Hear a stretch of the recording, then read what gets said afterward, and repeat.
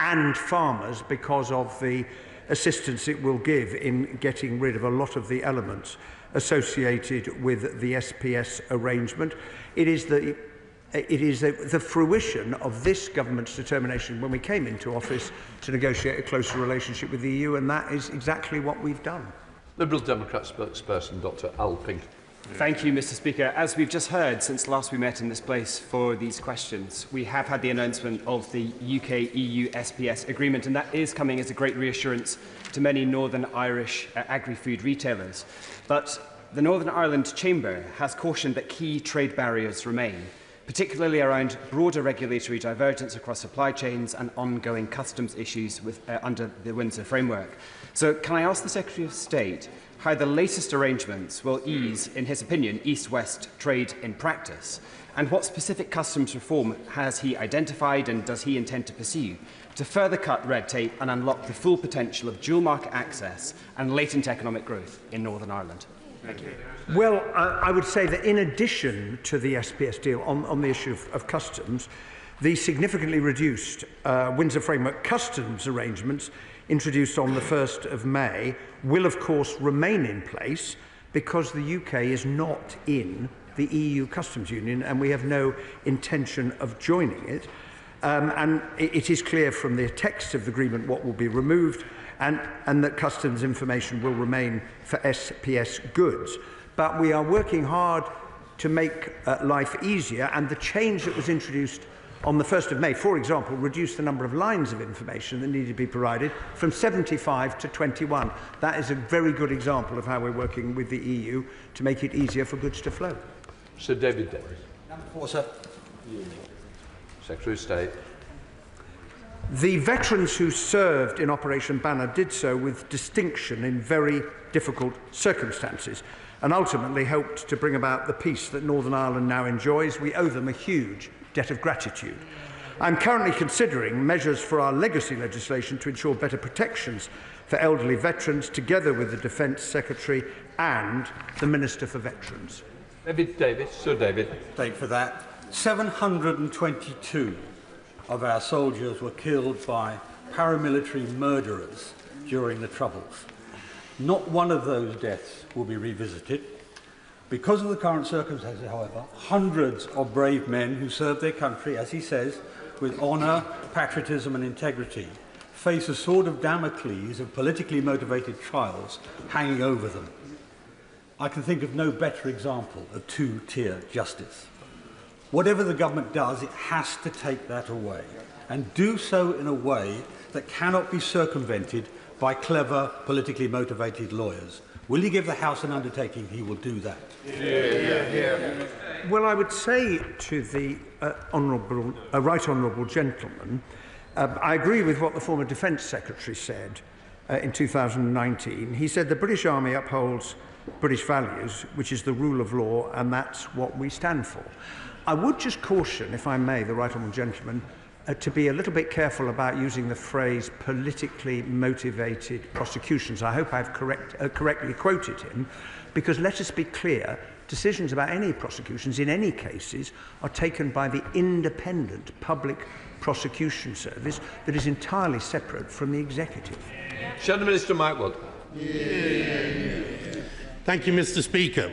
I strongly support the petition brought forward by my right honourable friend, which, as of this morning, has more than 90,000 signatures, showing the strength of public feeling on this issue. But almost a year ago, the Labour Party published its manifesto saying that it would scrap the Legacy Act, yet it has still presented no alternative. Victims are in limbo and veterans are in limbo. The last Labour government handed out letters of comfort for terrorists, but nothing for elderly veterans. So when will the Secretary of State finally show the House his plans, and how can veterans have confidence that they will get the protection they deserve?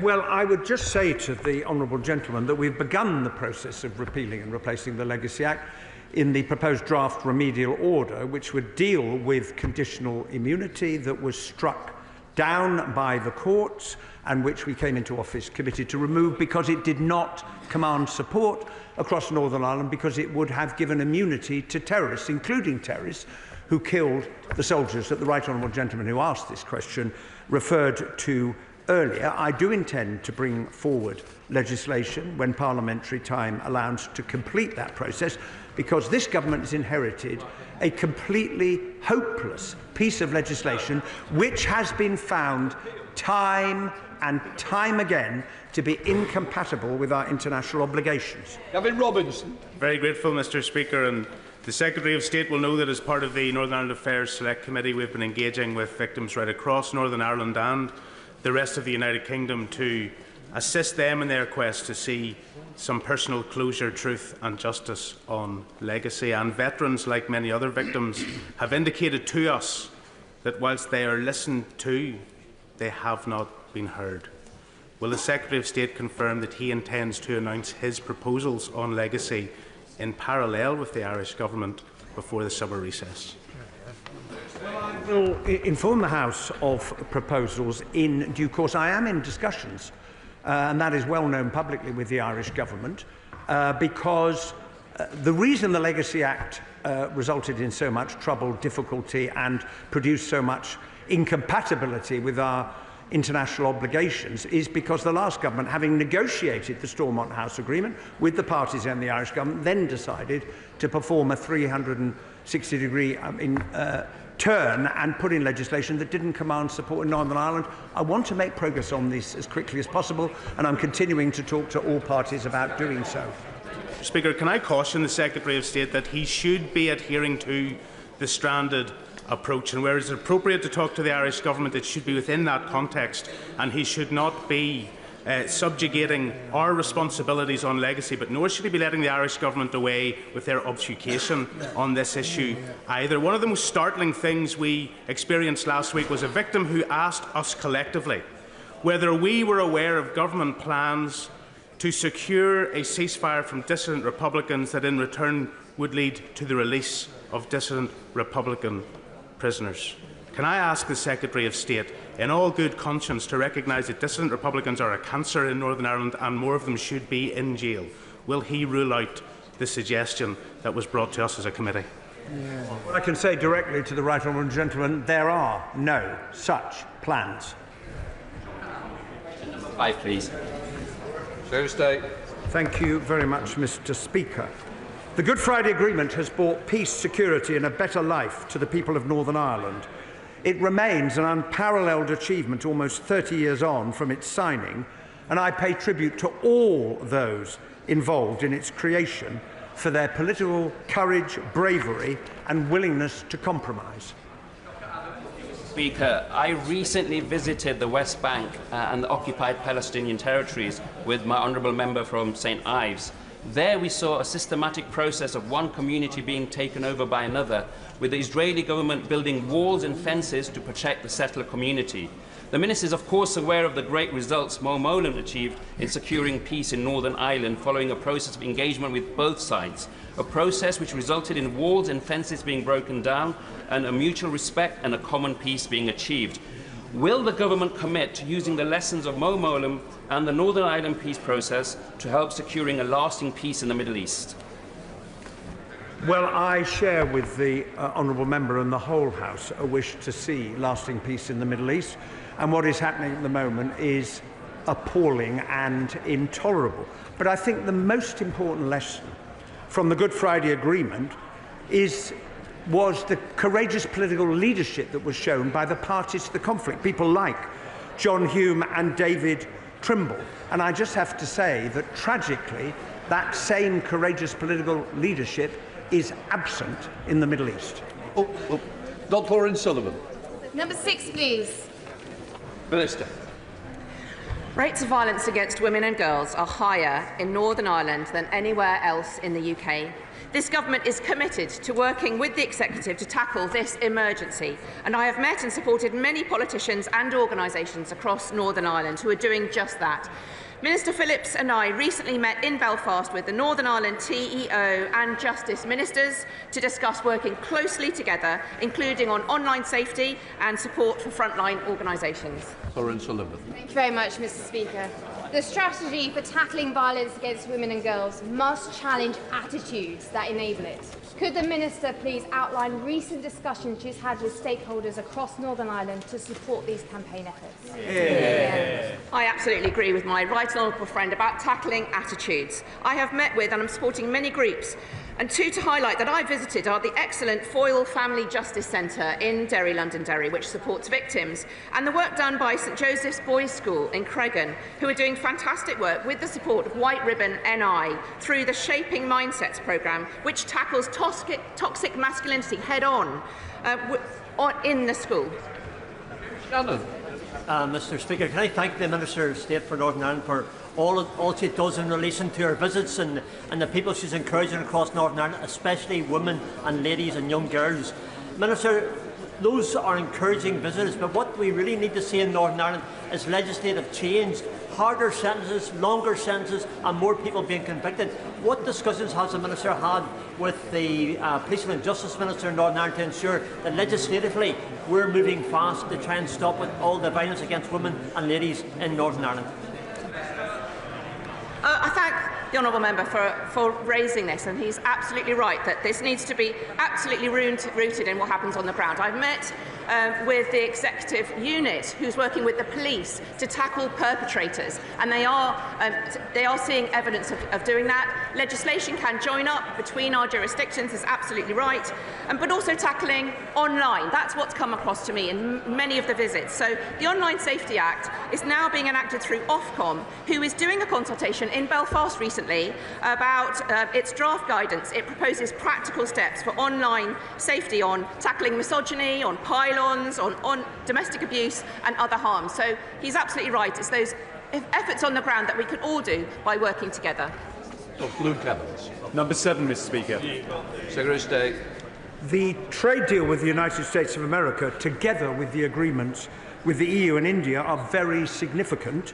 Northern Ireland exporters, including services, technology and farming, will benefit in the same way as other parts of the UK. In particular, the US deal is a major opportunity for Northern Ireland farmers to sell their high-quality beef to a US market of over 300 million people. Dr. Luke Evans. I'm grateful to the Secretary of State for his answer, but there seems to be wildly different interpretations of what this means for Northern Ireland. So could the Secretary of State clarify what it means for imports and exports being treated under these deals when it comes to the impact of the EU tariffs? And was this explicitly discussed at the EU-UK summit? Well, the honourable gentleman is right to point out that in the event of there being EU retaliatory tariffs directed at the United States of America, it would have an impact in Northern Ireland because of its dual market access. I can write further to him with details about how precisely it works. It depends partly on whether there is less or more than a 3% difference between the tariff in the EU and the tariff that applies in the UK. Mr. Secretary of State. Thank you, Mr. Speaker. The union between Great Britain and Northern Ireland, which we will be discussing next month at the East-West Council, remains strong. The deal with the EU will enable the smooth flow of agri-food and plants within the UK's internal market, and that's why it has been overwhelmingly welcomed by businesses. Jim Allister. In referring to the deal with the EU, what the Secretary of State of course ignores is that Northern Ireland continues to be under foreign customs code provisions, which means there are still customs checks on all goods, including agricultural, moving within this United Kingdom. Can I ask the Secretary of State, when it comes to strengthening the Union, ideologically, personally, is he committed to the Union? Not asking is he committed to the consent principle. Any separatist can accept that. Is he personally and ideologically a unionist? I and the government support the Union, and I also support the Good Friday Agreement. Just to point out to the honourable gentleman, when it comes to customs arrangements, there are no mandatory checks. There are checks as applied generally on the basis of risk and intelligence. Greg Smith. Number 9, sir. Front bench. Second. Thank you, Mr. Speaker. The government has begun the process of repealing and replacing the previous government's Legacy Act.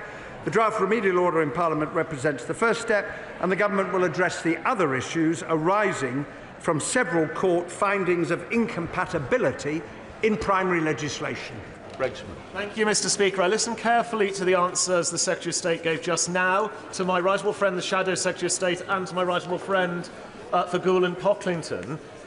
He must understand the severe anxiety, particularly for our veterans, of not having a timescale on this. So will he at least commit to putting a deadline on it, and also to taking seriously the findings of the Policy Exchange report?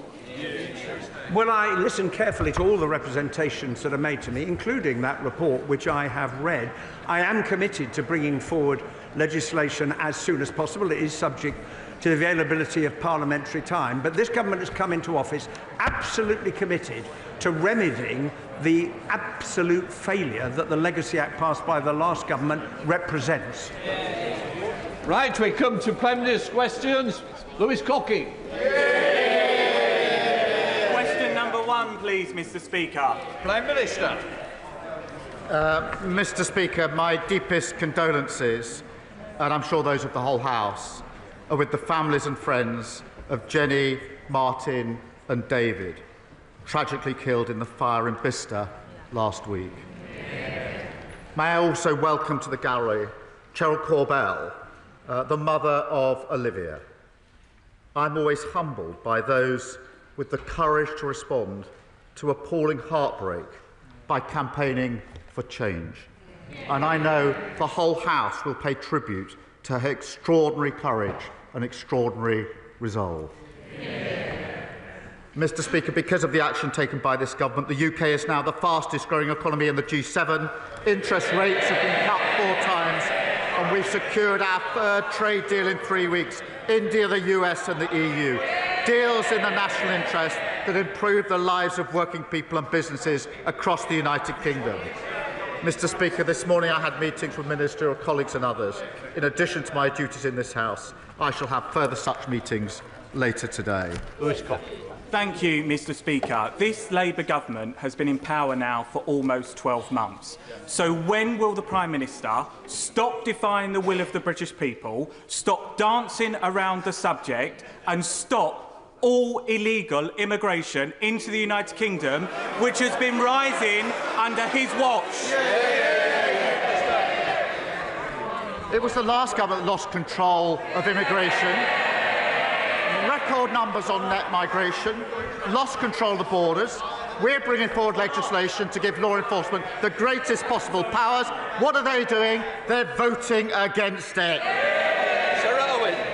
Thank you, Mr. Speaker. Whilst the economy is showing signs of improving, many pensioners are still impacted by the cost of living crisis.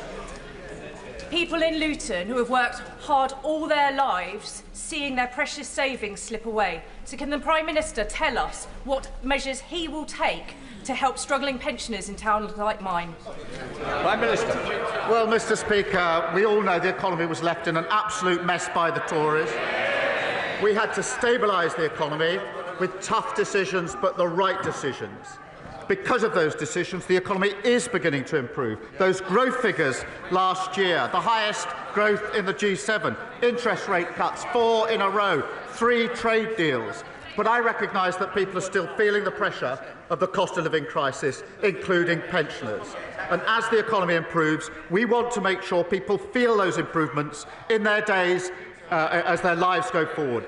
And that is why we want to ensure that as we go forward, more pensioners are eligible for winter fuel payments. As you would expect, Mr. Speaker, we will only make decisions we can afford. That is why we will look at that as part of a fiscal event. Leader of the Opposition, Kemi Badenoch. Mr. Speaker, it's extraordinary listening to that last answer from the Prime Minister. Inflation was 2% when Conservatives left office. 2%. It's now nearly double that. When will he recognise that it's Labour's budget driving up inflation? I think what she forgot to say was over 11% on their watch, and she didn't say a lot. I am confident those numbers will come down, Mr. Speaker. The Bank of England is confident those numbers will come down. That's why we've seen 4 interest rates in a row. But I notice she can't resist grabbing any opportunity to talk the country down. She doesn't mention the growth figures, the interest rate figures, record investment, wages up more than prices, 200,000 jobs created, 4 trade deals. And the reason, Mr. Speaker, they haven't learned, they haven't changed, and as George Osborne said, she doesn't have a credible economic plan. Mr. Speaker, this is laughable from the Prime Minister.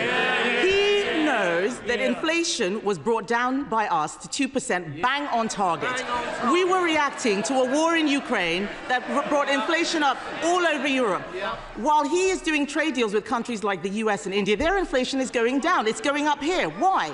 The ONS says the inflation figures are driven by significant increases in household bills. We warned him repeatedly that this is exactly what would happen, what his policies would do. We called it Awful April. The Prime Minister came into office saying that he would tackle the cost of living crisis. He has failed. He hasn't got a clue, has he? Mr. Speaker, she talks of their record, the disastrous Liz Truss mini-budget, inflation through the work. They left a £22 billion black hole, living standards at an all-time low, energy prices through the roof, mortgages through the roof. And, Mr. Speaker, we're taking measures to bring prices down. That EU deal will bring prices down. That's why supermarkets welcomed it. What did she do? She opposes measures to bring prices down. Kemi Badenoch. Mr. Speaker, he needs to stop whining about what the last government did and look at what he is doing. He is the Prime Minister. Look at the numbers this morning. As if inflation figures weren't bad enough, we've also learned that the Deputy Prime Minister is on manoeuvres. He's lost control of the economy. He's lost control of his cabinet. She's sitting there staring at me. She knew exactly what she was doing when she briefed that into the papers. She is demanding, Mr. Speaker, 8 new tax rises, as if we haven't suffered enough. People out there are struggling. Businesses are struggling. People are losing their jobs. We cannot have more tax rises. Will the Prime Minister rule out new tax rises this year? Mr. Speaker, she's not learned or changed. They lost the election because their appalling record on the NHS, on health, on prisons, you name it. And now she accuses everyone of whining about the impact that had on the country. It had a huge impact on working people across the country, and they're absolutely right to complain about it. She wants to talk about the Deputy Prime Minister. The Deputy Prime Minister, working with the Chancellor, building 1.5 million new homes, reforming our planning system, putting £7 billion into our economy, and bringing forward our employment rights bill, which is the single biggest upgrade to workers' rights in a generation. That's desperate stuff. The whole House would have heard the Prime Minister refuse to rule out new tax rises. The whole House heard it. He didn't rule it out. That his cabinet is open warfare. The Deputy Prime Minister clearly calling the shots. What is it that we've learned? We're heading for new tax rises. We know inflation is up. It's just more and more bad news from a Prime Minister who has lost control. So we heard his earlier answer, Mr. Speaker. We heard his earlier answer on winter fuel. Let's try and get some more information. I'm going to ask him a simple question. It only requires one word, yes or no. Is he planning to U-turn on winter fuel cuts? Yes. Prime Minister. Mr. Speaker, I made clear in my earlier answer that as the economy improves, we want to take measures that will impact on people's lives, and therefore we will look at the threshold, but that will have to be part of a fiscal event. But, Mr. Speaker, they lost control of every element of the economy, of prisons, the borders, the NHS, you name it. And now she's lost control of her party. They are sliding into oblivion. They will have to trade on their past, Mr. Speaker, because that's all they've got. Speaker, I made it really easy for the Prime Minister. Just a simple question, yes or no. And he could not answer. I wonder how the public feel about a man who can't give a straight answer to a simple question.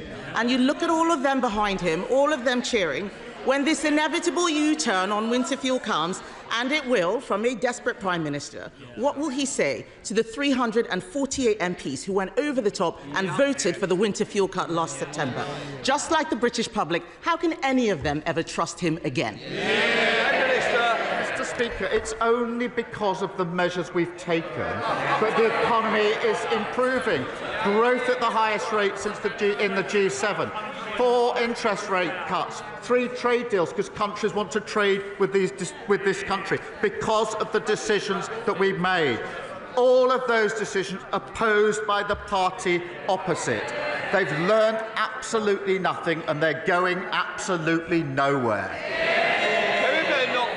Mr. Speaker, this is a Prime Minister who says he's taking measures. The jobs tax is killing jobs. Inflation is up. Business confidence is down. Everyone is worried. He promised to cut bills, but today we see they are rising because of his policies.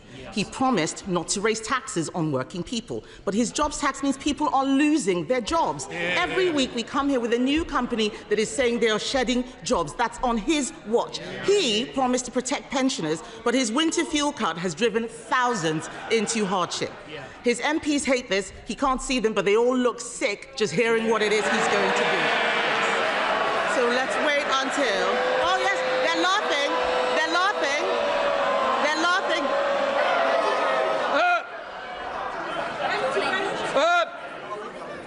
I expect better from whips. And boys on at the back, I've got my eye on you. Kemi Badenoch. Mr. Speaker. Mr. Speaker. Order. Order. Sorry. Which one wants to leave first? If I hear it, there we are. They've got the first volunteer. Are you going to behave? Kemi Badenoch. Mr. Speaker, they are laughing just as they laughed at the budget. Hands up who here wanted winter fuel cuts. Hands up. Not a single one of them. Not a single one of them. The fact of the matter is, this Prime Minister is destroying them. They need to look at what they are doing to the country. The truth is, we all know that it's this Prime Minister, this Labour government and their policies that are shafting the country, isn't it? Prime Minister. Mr. Speaker, they look in pretty good form to me, and there's lots of them. Mr. Speaker, she talks about business confidence. Yesterday, I didn't have time to read out the list of all the businesses that have come out in support of our EU deal. Mr. Speaker, I don't have time today. It's a long list. I went immediately to Lidl and spoke to the staff in Lidl. They're delighted with the deal we put forward yesterday. Business like the work we're doing. It's giving them confidence in the EU deal. She's opposed to each and every measure. Louise Jones. Thank you, Mr. Speaker. I recently visited Barrow Hill Primary School in my constituency of North East Derbyshire, a school in receipt of a new free breakfast club. The team there are doing a fantastic job, but challenges still remain. What more can we do as a government to support both them and local parents to give the children of Barrow Hill the start in life that they deserve? Well, I thank my honourable friend, and we are united by a shared focus on creating better life chances for our children. And I'm delighted to hear her constituents are already benefiting. Thanks to our plan for change, we'll deliver free breakfast clubs in every primary school in England. And I'm determined to support parents to give every child the best start in life. And that's why we're rolling out free childcare, expanding the first 300 school-based nurseries and delivering more family hubs. Sir Ed Davey, the leader of the Liberal Democrats. Thank you, Mr. Speaker. Can I associate myself with the Prime Minister's remarks about the terrible fire in Bicester last Thursday? I know from my honourable friend, the member for Bicester and Woodstock, how deeply the close-knit community there has been affected by this tragedy. And firefighters Martin Sadler and Jenny Logan were true heroes, as was Dave Chester. And I hope the full prayers and thoughts of the House are with their loved ones and with the 2 firefighters still in hospital. Mr. Speaker, the Prime Minister has rightly said that his new trade deals will give a much-needed boost to economic growth and thus to the public finances. So will the Prime Minister make sure that struggling families and pensioners see the benefits of the growth. He teased the House with his first answer to his honourable friend, the member for Luton North. So will he commit now to reversing his cuts to the winter fuel payment in full? Mr. Speaker, firstly, can I just thank him for his comments about the Bicester tragedy. It's very important that in a moment like this the House does come together. And we are taking measures, obviously, to help with the cost of living crisis, and that's why the EU deal yesterday was so important, because the impact it will have on prices, particularly in supermarkets, directly affecting those who are affected by the cost of living crisis. Mr. Speaker, what I said before was this, that the economy is beginning to improve. People are still feeling the pressure. That's why we're taking the measures that we are. That's why we're striking the trade deals that we are striking. As that improves, I do want people to feel the benefit of the measures that we are taking. And that is why I want to ensure that more pensioners are eligible for winter fuel. It is important that, as you'd expect, that we are clear we can afford the decisions we're making, and that's why it will now be looked at a fiscal event. Sherrod David. Mr. Speaker, I think I welcome what the Prime Minister has said, but we will look at the details, and I hope he will use some of these new proceeds to help others like carers, because the government's changes to PIP will have big consequences for family carers, like Ginny, who cares for her husband Tim, who has myotonic dystrophy. Ginny holds her husband's hand to keep him steady as he walks. He falls frequently and chokes on his food. Ginny is the sole earner in the family. She works part-time on top of caring for Tim. But she's calculated that under the government's cuts, her family will lose £12,000 a year. So can the Prime Minister tell Ginny and many family carers like her, what does he expect them to do? Mr. Speaker, we have approached this on the basis of the principles that we must support those who need support.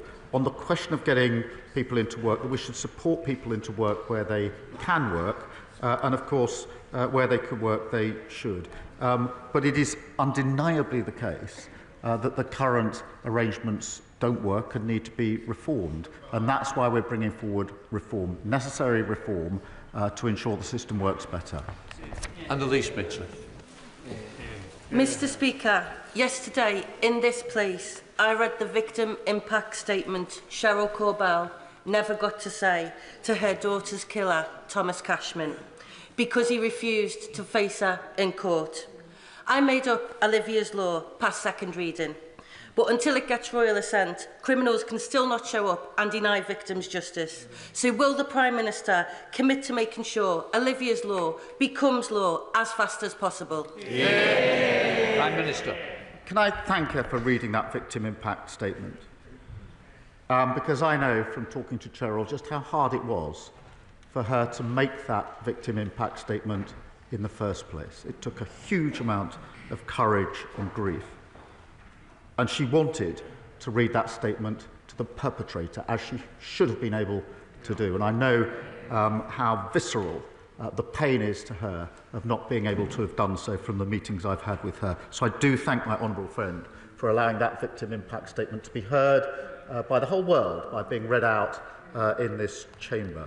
Cowards who commit these heinous crimes should face the consequences of their action and face those that have had a huge impact on their lives, and that's why we will force offenders to attend the sentencing hearings with longer sentences, unlimited fines and prison sanctions for those who seek to avoid facing justice. And I again pay tribute to Cheryl, who I will meet later on this afternoon, for having the incredible courage to push for that change, notwithstanding the incredibly painful impact it's had on her and her family.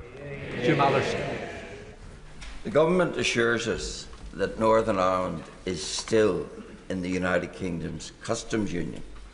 If so, how is it then that British steel can be sold to the United States tariff-free, but if the same British steel is sold into Northern Ireland, it's subject to EU tariffs? Why on Monday did the Prime Minister not even try to take back control over the trade laws that govern Northern Ireland? Well, Mr. Speaker, it is important that we reduce tariffs on steel into the US market or other markets, including the EU markets, for obvious reasons. It is also vital that we seek to ensure that we reduce any barriers in trade within the United Kingdom as a whole. Yesterday was a step towards that. There's further work to do, but we do want to get to that place where we can trade without those barriers in the United Kingdom. We'll continue to work on that. Andrew Pex. Thank you, Mr. Speaker. The Prime Minister will know that thriving high streets are essential to local growth. But in cities like mine, people are increasingly concerned by the uncontrolled growth of betting shops and vape stores. Research shows this concern is not isolated. Nearly half of betting shops and gambling stores are in the 20% of places which are struggling the most, like Peterborough. So can I ask the Prime Minister, will he ask his departments to meet with me and campaigners so we can discuss ways that local communities like mine can take back control of our high streets? My honourable friend is an excellent champion for his constituents, and we are committed to supporting our nation's high streets to adapt and thrive. Planning applications are required for any new betting office to make sure locals have a say on individual cases, and communities can use the planning system to allow for a change of use of their properties. And I will make sure that he gets the meeting that is asked for. Michael. Thank you, Mr. Speaker. On Friday, the EFRA Select Committee published its report on the Government's vision for agriculture. The committee agrees with the Government that land purchase being used to shelter wealth from inheritance tax is a problem that needs to be tackled. As a cross-party committee with a government majority, however, we took the unanimous view that the Government's current proposals for inheritance tax reform will catch too many family farms who will simply not be able to pay the bill. We are asking for the changes to be paused and reworked. Will the Prime Minister listen to the Select Committee and those on his own benches who want to tackle tax evasion and support the farmers who keep producing food for the nation's table? Well, Mr. Speaker, he knows the very limited impact of the inheritance tax, only on farmers of very, very high level.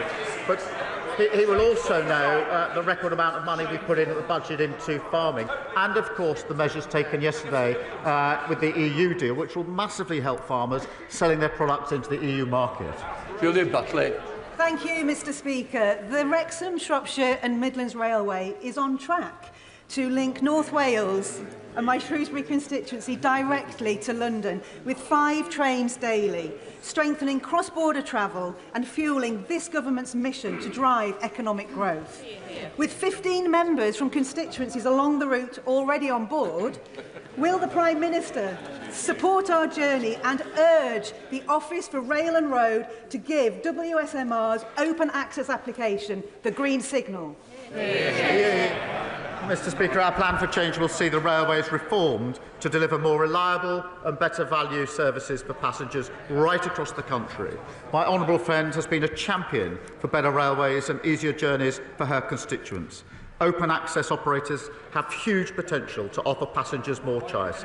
I'd be delighted to make sure that she and other interested MPs meet with the Rail Minister to put their case forward. Dr. Neil Hudson. Thank you, Mr. Speaker. Mr. Speaker, I think I'm right in saying that the Prime Minister might be a lawyer, trained to review evidence and reach judgment. So when he looks at the effects of his decisions, cutting the winter fuel payment, making pensioners poorer, damaging businesses with the jobs tax, decimating rural communities with the family farm tax, and risking our food security by selling off our fishing waters, surely he can review the evidence and see the verdict. Will the Prime Minister now throw these damaging policies out of his court once and for all before they do any more harm?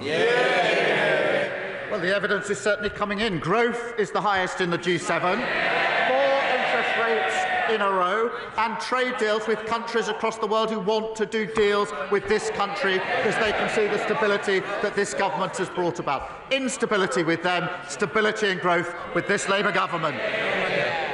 Thank you, Mr. Speaker. This is National Epilepsy Week, and we're joined in the gallery by England rugby player Tommy Freeman, who was diagnosed with epilepsy at 19.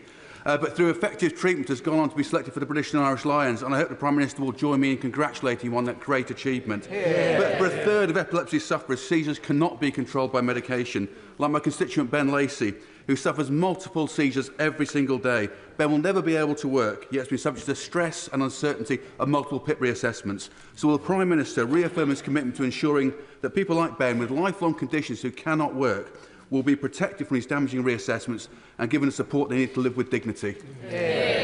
Well, can I begin by congratulating Tommy and everyone selected to represent the British and Irish Lions. It's an incredible achievement, and we'll be cheering them on. Mr. Speaker, it's important that we do protect those with severe disabilities or lifelong health conditions who can't work, paying them a premium and stopping those reassessments, which is part of the reform that we're bringing about. Ultimately, we also do need to get back to face-to-face assessments by trained assessors and health professionals, which fell to only 1 in 10 assessments under the last government. Leanne's. Thank you, Mr. Speaker. This Prime Minister, Mr. Speaker, keeps telling his gullible backbenchers, those over there, that he's deported 24,000 people from this country since he came into power. But he won't say who these people are. Now, it's my guess that they are people that came on work visas, students, and they are simply overstayers. But I'm willing, Mr. Speaker, to be proved wrong if you can answer one simple question. How many of these people that he's deported are failed asylum seekers that's come on small boats or on the back of lorries? Answer the question. Prime Minister. Mr. Speaker, I'm very proud that we've removed over 24,000 people. That's the highest record for nearly 10 years. We're taking other measures to get back control of our borders, including the Borders Bill, which gives our law enforcement enhanced powers, including terrorism-like powers. What did his party do? What did he do? He voted against them. And I'll tell you why he voted against them. Because they don't want to fix this problem. Because it benefits them. It benefits them not to fix it. Party before country. It's very good he's standing in for the member for Clacton, I have to say. There was no sign of him yesterday at the EU. So he was the first through the E-gates somewhere to south of France.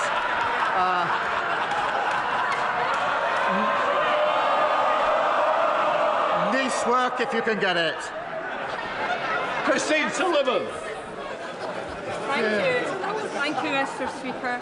I welcome the government's investment of £680 million into mental health support. Meanwhile, in Scotland, many children in my constituency of Bathgate and Linlithgow are stuck on an NHS Lothian neurodevelopmental waiting list, which was only recently seen patients referred in March 2022. This delay can lead to poor mental health, with children ending up on a CAMHS waiting list too. How will the Prime Minister work with devolved governments to ensure faster diagnosis and greater support so that no child across these aisles grows up on a waiting list? Well, I thank her for her question. She rightly raises the broken promises of the SNP on mental health services powerfully. It is important, and we will have positive discussion with devolved governments to work on addressing mental health waiting times. But look, the SNP promised to invest in frontline mental health services, then cut them by £54 million in real terms this year. Now, with a record settlement in the budget, 2 decades in power, the SNP are out of excuses and out of ideas, and Scotland deserves better than that. If the Prime Minister agrees that the Israeli government starving children to death is monstrous, why does he think it's OK for the UK to continue to sell Israel the equipment for the fighter jets to drop bombs on these starving children? What we contribute into a pot is parts for fighter jets. And if we were to stop that, they couldn't be used by other countries in the other conflicts, including those in which we are involved. It doesn't know the detail at all. They're not sold directly. They go into a pot. If we were to stop that, they wouldn't then be available to others around the world who desperately need them in the conflicts they're engaged in. And that's why we won't do it. Cat Ettles. Thank you, Mr. Speaker. The Dementia Gateway, my constituency of Stourbridge, was recently at risk of closure following £42 million worth of budget cuts by the Conservative-run Dudley Council. The Gateway is a vital service for dementia patients and their carers, providing daytime activities, advice and support from trained advisors, and following a well-fought campaign with cross-party support, the Dementia Gateway has been saved. So this Dementia Action Week, would the Prime Minister join me in congratulating Lisa and the campaigners? And does he agree with me that services like the Dementia Gateway in Stourbridge are essential and support the government's mission to provide quality care in our communities close to home? Well, can I thank my honourable friend and celebrate Lisa and all those who've saved this important source of local support. The party opposite left local councils on the brink, unable to provide these vital services, letting down patients across the country. We are committed to improving dementia care through our Plan for Change, which is why we provided £69 billion boost for local government, invested £26 billion in the NHS and made £3.7 billion available for social care, including an £880 million increase in the social care grant. Rupert Lowe. Thank you, Mr. Speaker. Does the Prime Minister agree that imprisoning Lucy Connolly, a young mother with a 12-year-old daughter, for one foolish social media post, soon deleted, is clearly not an efficient or fair use of prison? Mr. Speaker, sentencing is a matter for our courts, and I celebrate the fact that we have independent courts in this country. I am strongly in favour of free speech. We've had free speech in this country for a very long time, and we protect it fiercely. But I'm equally against incitement to violence against other people. And I will always support the action taken by our police and courts to keep our streets and people safe. Paul Foster. Thanks, Mr. Speaker. Mr. Speaker, I recently visited St Catherine's Hospice in Lostock, which serves wonderfully my constituents of South Ribble, those of Ribble Valley, and some of your constituents of Chorley, Mr. Speaker. I discovered, speaking to them, that they have to pay in excess of £350,000 a year for medication, and it can only be sourced from the private sector, not the NHS. Doing some investigating, I found there's an ICB postcode lottery out there. Some ICBs fully fund and supply our medication, some subsidise, some don't supply it at all. There's also a disparity where evidence supports that hospices in the more deprived areas aren't funded, those in the more affluent areas are funded. Would the Prime Minister please speak with the Secretary of State for Health and Social Care as a matter of urgency and get free medication supplied by all ICBs to all hospices across the country? Well, Mr. Speaker, we have put record amounts into the NHS in the budget, and we're beginning to see the results of that. I accept the point he makes, and we will look again to make sure the money is properly used in the most efficient way. We're a Hobhouse. Thank you, Mr. Speaker. A month ago, I was denied entry into Hong Kong on a private visit. At the absence of any explanation, this seems to hint at a hidden blacklist aimed to silence any MP who speaks up against human rights abuses from the Chinese government. Many of us from any political party. Does he agree with me that this is an attack on all of us? And will he personally seek reassurances from the Hong Kong authorities that no British parliamentarian will be denied entry in this way again? Well, can I thank her? Her experience is deeply concerning, and I know it must have affected her. I think she was hoping to see and later saw her grandchild, but it must have impacted on her, and it is deeply concerning. We need to recognise that. Ministers have raised it, including the Foreign Secretary, on numerous occasions with their counterparts both in China and Hong Kong, preventing UK citizens, including members of Parliament, from entering Hong Kong without justification, or for simply expressing their views, is completely unacceptable, and it will only undermine Hong Kong's international reputation and the relationship that we have with them. And so we will continue to raise it. John MacDonald. Mr. Speaker, you will know that I've raised on several occasions in the House the case of Alaa Abd El Fattah, the British-Egyptian human rights campaigner, who for several years now, many years now, has been imprisoned in Egypt, and whose mother, Layla, went on a 100-day hunger strike.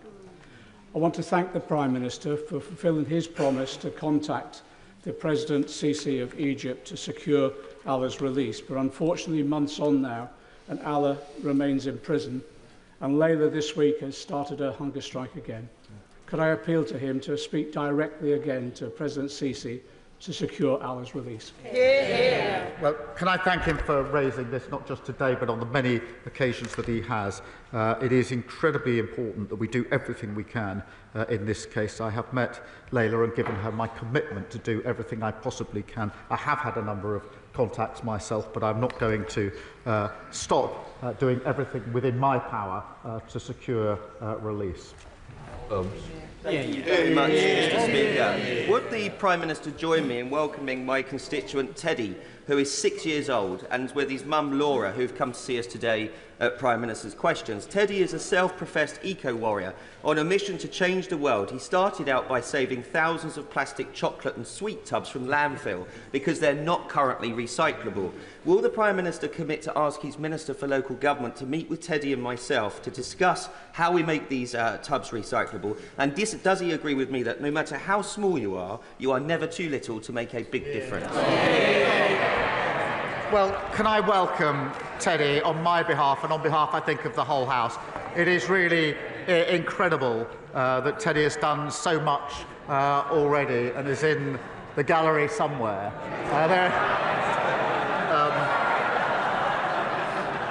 Many of us struggle for a whole lifetime to make an impact on government policy. Teddy is already age 6, having an impact, and I'll make sure that he gets to speak to the relevant minister. Final question, Rosie Wright. Thank you, Mr. Speaker. Following on from my honourable friend, I also want to mark that this week is National Epilepsy Week, an important opportunity to raise awareness of a condition that affects so many but often remains invisible. Epilepsy comes with fear and uncertainty, the anxiety of having a seizure, the impact of losing a driving licence, and the worry about medication shortages.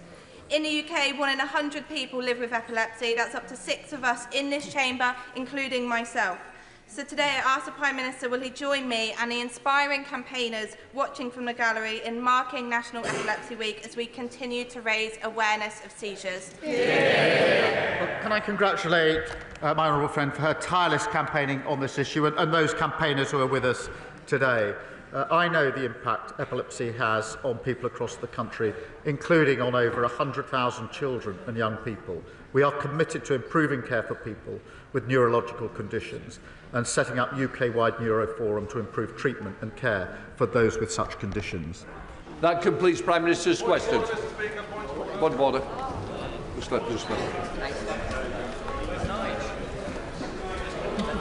Point of order, Richard Tice. Thank you, Mr. Speaker. Can I put on record of the House, with your permission, the sad passing yesterday of Patrick O'Flynn, a journalist, a political journalist, well known to many honourable members of this House. He died after a short battle with cancer. He was a lobby journalist for some 20 years, spending many, many days, weeks and months in the press gallery above. He will be much missed, and can I pass on the condolences of all honourable members to his wife, Carol Ann, and his 2 children.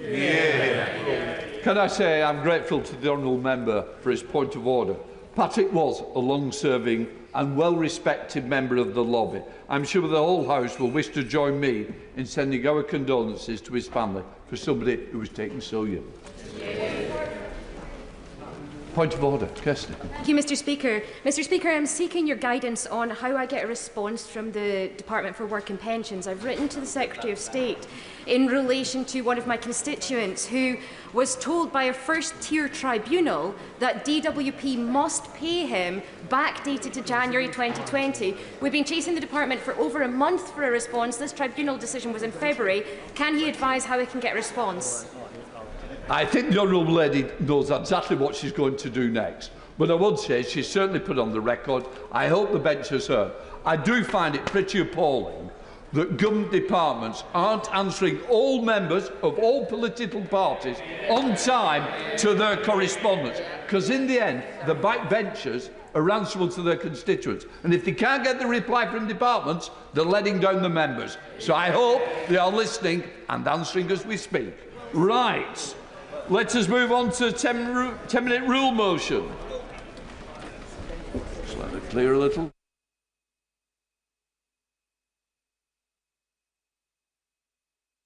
We come to a 10-minute rule motion. Luke Charters. Thank you, Mr. Speaker. I beg to move that leave be given to bring in a bill to require the Secretary of State to publish an assessment of the effectiveness of current regulation of the debt collection in civil enforcement sectors and to report to Parliament on the potential merits of statutory regulation of those sectors and for connected purposes. Today, I introduce the Regulation of Bailiffs Assessment and Report Bill. We are in this place to speak up when others can't, to put right what's clearly wrong. This bill, to get a grip on rogue bailiffs, does exactly that. Today I want to share some truly heartbreaking stories of vulnerable people left absolutely petrified in their own homes, disabled